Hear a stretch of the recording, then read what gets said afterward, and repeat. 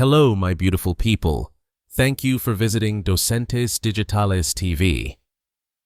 In this video, we're going to do the feedback for the previous lesson.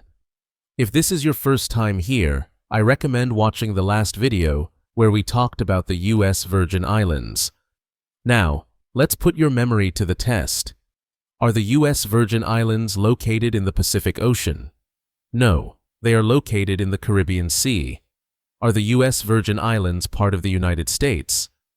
Yes, they are a territory of the United States. Did the United States buy the Virgin Islands from France? No, the U.S. bought them from Denmark. In what year did the U.S. purchase the Virgin Islands? Do people in the Virgin Islands use the U.S. dollar? Yes, they use the U.S. dollar. Can residents of the Virgin Islands vote in U.S. presidential elections?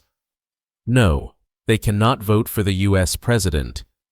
Is tourism important to the Virgin Islands economy? Yes, tourism is one of their biggest industries. What is the main language spoken in the Virgin Islands? English is the official language. Do the U.S. Virgin Islands have their own local government? Yes, they have a local government.